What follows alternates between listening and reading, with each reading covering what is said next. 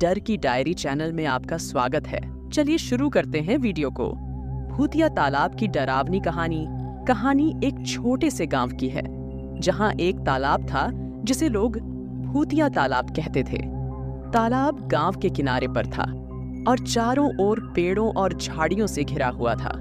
गांव के बड़े बुजुर्गों का कहना था कि इस तालाब में आत्माएं रहती हैं, जो रात के समय बाहर आकर लोगों को परेशान करती हैं। बहुत समय पहले गांव में एक परिवार रहता था। उस परिवार में एक नौजवान लड़का था जिसका नाम राजू था। राजू बहुत बहादुर और निडर था और उसे भूत प्रेत की कहानियों पर बिल्कुल भी यकीन नहीं था। एक रात राजू ने अपने दोस्तों के साथ तालाब के पास जाने का फैसला किया। रात के समय राजू और उसके दोस्त तालाब के पास पहुंचे। तालाब का पानी शांत था और चांदनी रात में उसकी चमक बढ़ा रही थी। राजू ने तालाब के पास जाकर पानी में पत्थर फेंका। तभी अचानक एक ठंडी हवा का झोंका आया और तालाब के पानी में हलचल मच गई। राजू और उसके दोस्तों ने सोचा कि यह हवा का असर है और हंसने लगे। लेकिन कुछ ही पलों में तालाब के पानी से एक सफेद धुआं सा उठने लगा और उसमें एक परछाई दिखने लगी। राजू ने ध्यान से देखा तो पाया कि वह एक स्त्री की परछाई थी, जो धीरे धीरे तालाब के पानी से बाहर आ रही थी।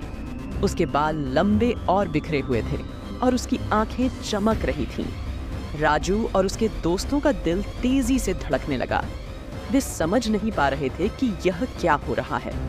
तभी उस स्त्री की परछाई ने जोर से चिल्लाया, यह मेरी जगह है, यहाँ से चले जाओ। राजू और उसके दोस्तों ने डर के मारे भागना शुरू कर दिया।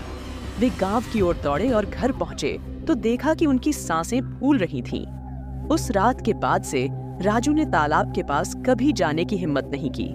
गांव के लोग कहते हैं कि वह स्त्री एक आत्मा थी, जो सालों पहले उसी तालाब में डूबकर मर गई थी। उसकी आत्मा आज भी उस तालाब में भटकती रहती है और किसी को भी पास नहीं आने देती। इस घटना के बाद से गांव के लोग रात के समय तालाब के पास जाने से डरते हैं। भूतिया तालाब की यह कहानी पीढ़ी दर पीढ़ी गांव में सुनाई जाती है और लोग इस तालाब से दूर रहने में ही अपनी भलाई समझते हैं।